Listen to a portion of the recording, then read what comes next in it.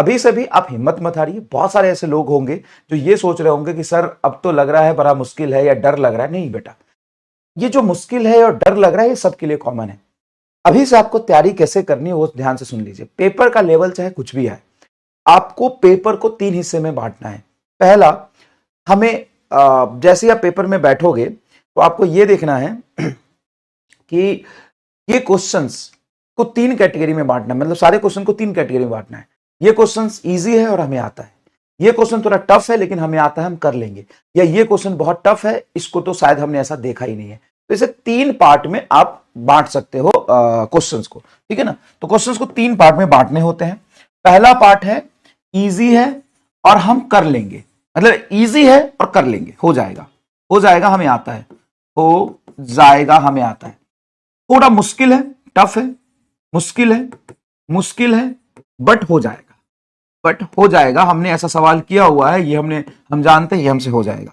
तीसरा है बहुत टफ है, बहुत मुश्किल है, नहीं होगा, लेंदी है, नहीं होगा, ऐसा हमने देखा ही नहीं, ठीक है। तो इस 3 तरह के सवाल होते हैं। ये थोड़ा सा इजी है, 2-3 लाइन में सॉल्व हो जाएगा, ये मुश्किल है, थोड़ा लेंदी है लेकिन हो जाएगा, ऐसा सवाल तो हमने कहीं देखा ही नहीं। 3 कैटेगरी के सवाल आते हैं। अब ये जो सवाल है ना, ये एग्जाम में आपके 40 से 50% क्वेश्चंस ऐसे होंगे। नीट का पेपर बहुत टफ आता है तो 40% होंगे, नीट का पेपर बहुत टफ आता है तो 40% होंगे, नीट का पेपर थोड़ा इजी आता है तो यही परसेंटेज आपका 50 से 60% भी हो सकता है। ये होते हैं बेटा 20 से 30% के आसपास, 20 से 30% के आसपास, ठीक है। और ये होते हैं 10 से 20% के, 10 से 20% के आसपास, मतलब बहुत टफ पेपर आया तो 20%, नहीं तो 2-4 क्वेश्चन होंगे, 3-4 क्वेश्चन होंगे, तो ये लेवल है। अब आपको ये सोचना है कि हमें किस कैटेगरी के लिए तैयार रहना है, किस कैटेगरी के लिए कॉन्फिडेंसली क्वेश्चन करना है, किस कैटेगरी के क्वेश्चन में सिली मिस्टेक्स नहीं होने चाहिए, और किस कैटेगरी के क्वेश्चन से मेरा सिलेक्शन होगा। नीट का जो पैटर्न है वहां पे आपको 1 मिनट में सवाल सॉल्व करने हैं। आप जेई से कंपेयर नहीं कर सकते। जेई मेन में जो सवाल आ रहा है ना, उस लेवल के 100% कंसेप्ट आपको पढ़ाए हुए हैं।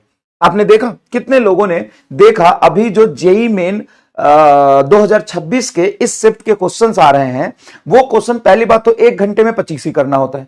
वो 25 आते हैं, उसमें से 22-23 बच्चे करते हैं, तो 1 घंटे में 22 क्वेश्चन करना या 20 क्वेश्चन करना, 1 घंटे में 22 या 20-23 क्वेश्चन करना, और 1 घंटे में 42 क्वेश्चन करना, 43 क्वेश्चन करना, 43 क्वेश्चन करना, डबल का डिफरेंस है। हाँ, तो टाइम का डिफरेंस डबल है, और क्वेश्चंस का लेवल देखोगे तो ऐसा ही क्वेश्चन 100% आपको तैयारी करा दी। कितने लोगों ने देखा है, एक बार कमेंट करके बताएंगे कितने लोगों ने देखा है। जिया ने देखा है, जेई मेंस क्वालिफाई हो गया सर आपकी, वैसे बहुत बढ़िया। टेस्ट में बहुत कम मार्क्स आ रहे हैं, अभी बात करते हैं। प्रणाम सर जी, प्रणाम। कितने लोगों ने देखा है? नहीं देखा है तो मैंने टेलीग्राम पे अपलोड कर दिया है इस शिफ्ट के सारे पेपर और लास्ट शिफ्ट के भी सारे पेपर, आप वहां से ले सकते हैं। मैंने टेलीग्राम पे अपलोड कर दिया है, ये टेलीग्राम आईडी है, आप स्कैन करके यहां से ज्वाइन कर सकते हैं और सारे पेपर आप वहां से ले सकते हैं। सॉल्यूशन के साथ, आंसर की के साथ मैंने अपलोड कर दिया है, ठीक है भाई।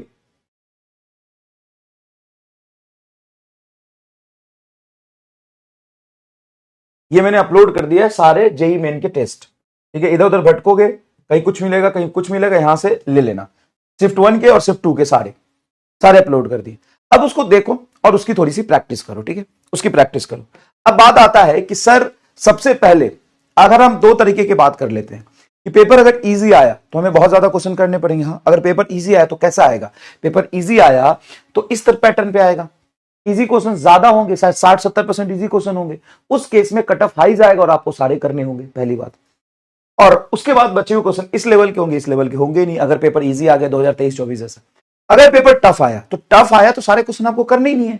आपको 32 क्वेश्चन करना है, लास्ट के 10 क्वेश्चन, 6 क्वेश्चन, 8 क्वेश्चन छोड़ना है, तभी आपका सिलेक्शन होगा। आप समझो इस बात को, अगर आपकी तैयारी बहुत अच्छी है तो 36-37 कर लेना, आपके टॉप 500 में रैंक आ जाएंगे।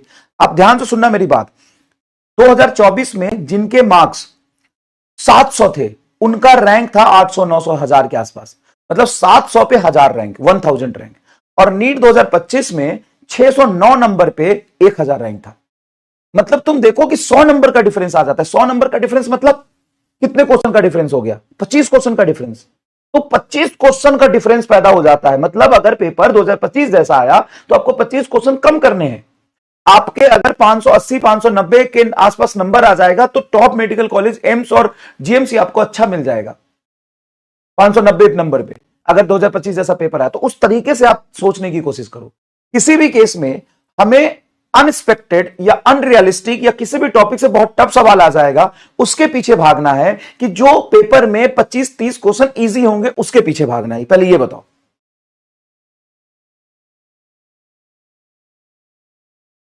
बताओ किसके पीछे भागना है, ये बताओ किसके पीछे भागना है। अभी से आपकी प्रैक्टिस क्या होनी चाहिए, हमें किसके पीछे भागना है। इस सवाल अगर बहुत टफ आता है तो बहुत टफ में भी इस तरह के क्वेश्चन 40% 50% होंगे, मतलब 20-22 क्वेश्चन इस तरह के होंगे और 10 क्वेश्चन इस तरह के होंगे, 12-15 क्वेश्चन इस तरह के होंगे और बचे हुए 10 क्वेश्चन इस तरह के होंगे। तो हमें किसके पीछे भागना है, हमें पूरे पेपर में से कौन कौन से सवाल उठा के पहले करने पड़ेंगे। क्या 2025 में इजी क्वेश्चन नहीं थे, 20 क्वेश्चन ऐसे थे जो एकदम पीवाईक्यू बेस्ड थे, वो आपको ढूंढ के करने थे, वही बच्चे नहीं कर पाए, इसलिए उनका सिलेक्शन रुक गया।